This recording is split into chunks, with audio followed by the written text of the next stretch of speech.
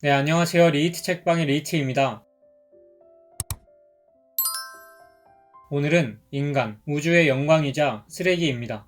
알베르 까뮈의 전라기의 주인공 클라망스는 한 사건을 통해 자신의 이중성을 깨닫습니다. 그는 일생 동안 자신은 선하다고 생각하며 살았는데 그 사건을 통해 자기 자신이 얼마나 모순적인지 깨닫게 되죠. 이후 클라망스는 자신의 이중성을 받아들이고는 고통스럽게 끝없는 자기 반성을 수행합니다. 제가 읽을 때 가장 절망하는 책이 파스칼의 팡세입니다. 왜냐하면 이 책에서는 인간의 이중성이 낱낱이 파헤쳐지기 때문인데요. 파스칼은 이 책에서 인간의 삶은 영원한 환각이라고 말합니다. 왜냐하면 인간의 삶은 거짓이 아니고서는 도무지 유지될 수 없다는 겁니다. 먼저 관계의 관점에서 생각해본다면 명확해지죠. 우리는 상대방에게 우리의 속마음을 있는 그대로 드러내지 못합니다. 왜냐하면 솔직한 이야기를 통해서 내가 불이익을 받을 수 있기 때문이죠. 그렇기에 우리는 필연적으로 진실에 대한 혐오를 가지고 있는 겁니다. 우리는 친구와 가족에게조차 진실을 말할 수 없죠. 만약 우리 마음에 있는 이야기를 모두 내뱉는다면 어떻게 될까요? 그렇게 된다면 우리는 알베르 까뮈 이방인에 나오는 메르소처럼 사람들로부터 사형 선고를 받을지도 모릅니다. 이렇듯 인간의 삶은 영원한 환각일 뿐이다. 서로를 속이고 피차 아첨하기만 한다. 우리에 대해 우리의 면전에서 마치 우리가 없을 때처럼 말하는 사람은 아무도 없다. 인간 사이의 결합이란 오직 이 상호 기만 위에 서 있을 뿐이다. 만약 자기가 없는 자리에서 친구가 자기에 대해 말하는 것을 알게 된다면 설사 그가 진실되게 사사로운 감정 없이 말하였다 해도 존속할 우정은 거의 없을 것이다. 파스칼은 이 책에서 인간은 본래 분열적 존재다 라는 것을 인정하지 않는 사람의 모순을 끝없이 상기시킴으로써 마침내 그가 자기 자신을 불가해한 괴물로 느끼도록 인도합니다. 인간은 살인자를 겉으로 욕하면서 속으로는 자신에게 모욕을 주는 다른 사람의 죽음을 강렬하게 원하기도 하는 존재니까요. 만약 누군가가 한 사람의 내면을 다 들여다볼 수 있다면 그 사람은 스스로를 괴물로 인식할 겁니다. 그가 자만하면 나는 그를 낮추고 그가 낮아지면 나는 그를 추워 올린다. 그리고 계속해서 그와 반대로 말을 한다. 마침내 그 자신이 불가해한 괴물임을 깨달을 때까지. 불가해라는 말은 풀 수 없음을 뜻합니다. 문법적으로 주어와 수어의 결합으로 문장이 탄생하죠. 나는 생각한다고 했을 때 나는 주어이고 생각한다는 수어입니다. 문법에서 수어는 한자 그대로 푸는 말을 뜻하죠. 즉 나라는 주어를 풀어내는 말입니다. 그러나 파스칼은 인간을 불가해하다고 말했죠. 다시 말해서 어떠한 수어로도 인간을 풀어낼 수 없다는 겁니다. 파스칼은 나는 선하다고 말하는 인간에게 그의 악행을 상기시키고 그 악행을 상기한 인간이 그러면 나는 악하다고 말할 때 다시 그의 선행을 상기시킨다는 거죠. 언젠가 가족과 밥을 먹으러 갈 때 큰 소리를 내면서 지나가는 구급차를 봤어요. 근데 그때 엄청 슬퍼지더라고요. 왜냐하면 저는 가족과 행복한 시간을 보내러 가고 있는데 저 구급차에 탄 사람 혹은 타야 하는 사람은 생과 사의 경계에서 진동하고 있으니까요. 근데 이런 슬픈 생각도 잠시 저는 가족과 다시 이야기를 했고 아주 유쾌한 마음으로 밥집으로 향했습니다. 저의 슬픔은 거짓이었을까요? 아니죠. 이 슬픔은 진실이었습니다. 또 어느 날은 군대에서 기계 고장으로 사고가 났고 장병 한 명이 죽었다는 기사를 본 적이 있어요. 슬펐죠. 저도 군대에 갔다 왔고 모든 부모님이 군대에 간 아들을 얼마나 걱정하는지도 알고 있으니까요. 근데 얼마 지나지 않아서 행복한 마음으로 집에서 밥을 먹고 책을 읽으며 사유하는 기쁨에 젖어있는 저를 발견합니다. 이 슬픔도 거짓이었을까요? 방금 말했듯이 이 슬픔도 진실된 것입니다. 파스칼은 이런 부분을 계속 지적하겠다는 겁니다. 여기에서 자유로운 인간이 얼마나 될까요? 괴물이 아닌 인간이 어디에 있을까요? 근데 대개 인간은 알베르 까뮈 전락에 나오는 주인공 클라망스와 같이 자신은 그렇지 않다고 생각합니다. 왜냐하면 자기 자신을 반성하지 않으니까요. 시시각각 변하고 또 살인에 반대하지만 자신을 힘들게 하는 인간이 죽기를 바라고 있는 자신의 마음을 돌이켜 생각해본다면 인간의 내면이 얼마나 쓰레기 같은지 느끼실 겁니다. 오죽하면 파스칼이 팡세에서 인간을 향해 이런 말들을 했을까요? 파스칼이 인간을 파헤친 문장들은 니체의 책에서 다시 반복될 정도입니다. 파스칼의 인간에 대한 분석이 얼마나 뛰어났는지 아래의 문장을 보실 때 느끼실 겁니다. 인간은 사실상 오르간이긴 하지만 괴이하고 변덕스럽고 변화 많은 오르간이다. 그 파이프는 음계의 순서대로 배열되어 있지 않다. 보통의 오르간만을 칠 줄 아는 사람은 이 인간 오르간으로 화음을 만들지 못할 것이다. 우리는 진리를 원한다. 그러나 우리 안에서 불확실만을 본다. 우리는 행복을 추구한다. 그러나 그러나 비참과 죽음만을 발견한다. 우리는 진리와 행복을 희구하지 않을 수가 없다. 그러나 우리는 진리도 행복도 이룰 수가 없다. 사람들은 필연적으로 미쳐 있다. 그래서 미치지 않은 것도 다른 형태의 광기라는 점에서 미친 것과 같다. 우리는 우리 자신을 너무나도 모른다. 이 인간의 이중성은 너무나도 명백한 것이어서 우리에게 영혼이 둘이 있다고 생각한 사람들도 있다. 그들이 보기에 단일한 주체라면 그 터무니없는 오만에서 끔찍한 절망으로 그처럼 갑작스럽게 변화할 수는 없을 것 같았기 때문이다. 파스칼에 따르면 인간은 사랑을 할 때조차 단지 빌려온 특성만을 사랑합니다. 왜냐하면 나라고 하는 건 어디에 있을까요? 나는 너를 사랑해 라고 말할 때 너는 무엇일까요? 너는 그 사람 내면에 숨겨진 어떤 것일까요? 파스칼은 아니라고 말합니다. 그는 인간은 단지 빌려온 특성, 즉 외면적인 것만을 사랑한다고 말하죠. 이런 우리가 내면적 가치가 아닌 겉모습을 중요시 여기는 사람들을 비난할 수 있을까요? 즉 우리가 종종 속물이라고 부르는 사람들을 비난할 수 있을까요? 파스칼은 이렇게 말합니다. 왜냐하면 한 인간의 영혼의 실체를 추상적으로 그 안에 있는 특성과는 상관없이 사랑할 수 있단 말인가? 이것은 있을 수도 없고 또 옳지도 않다. 그러므로 인간은 그 누구를 사랑하는 것이 아니라 단지 특성만을 사랑한다. 그렇다면 지위나 직책으로 인해 존경받는 사람들을 경멸해서는 안 된다. 인간은 단지 빌려온 특성들로 인해 사랑하므로 파스칼의 인간에 대한 한탄은 절정에 달합니다. 그러니 인간이란 그 어떤 괴이한 짐승인가? 그 어떤 진기함, 괴물, 혼돈, 모순의 주체이자 경이인가? 만물의 심판자이자 전응한 벌레, 진리의 수탁자이자 불확실과 오류의 시궁창, 우주의 영광이자 쓰레기. 그 누가 이 뒤얽힌 혼돈을 풀겠는가? 우리는 거짓, 이중성, 모순일 뿐이며 우리 자신에게도 우리를 숨기고 우리를 변장한다. 인간은 천사도 아니고 짐승도 아니다. 불행하게도 천사가 되려는 자가 짐승이 된다. 저는 천사가 되려는 자가 짐승이 된다는 말이 눈에 확 들어옵니다. 자기 반성이 없는 자들은 극한의 도덕적 잣대로 남들을 심판하죠. 즉 자신은 천사가 되려고 합니다. 그러나 파스칼은 그런 자들이야말로 짐승이 된다고 말하죠. 저는 요즘 선의 굴림, 선의 독재라는 말이 자주 떠오릅니다.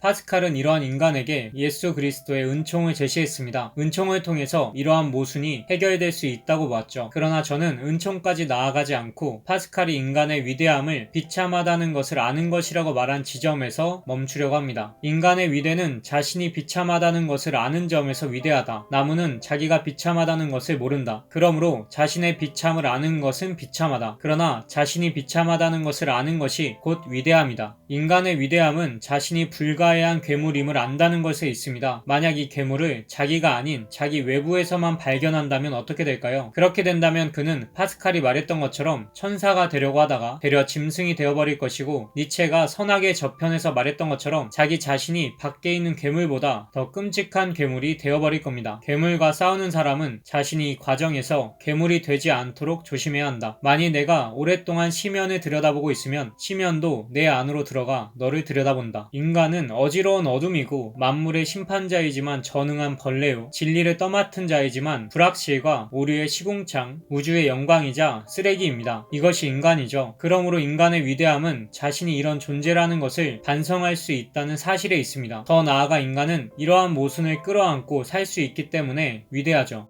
결국 인간을 우주의 영광이자 쓰레기라고 아는 것은 어떠한 절대화로부터 벗어나는 길이며 악의 문제로 빠져들지 않을 수 있는 길입니다. 스스로를 만물의 심판자, 진리를 떠맡은 자, 우주의 영광으로만 인식한다면 이전의 영상을 올렸던 악의 문제가 떠오를 수밖에 없겠죠. 파스칼이 말했던 것처럼 천사가 되려는 자는 짐승이 될 수밖에 없습니다. 인간은 천사도 아니고 짐승도 아니다. 불행하게도 천사가 되려는 자가 짐승이 된다.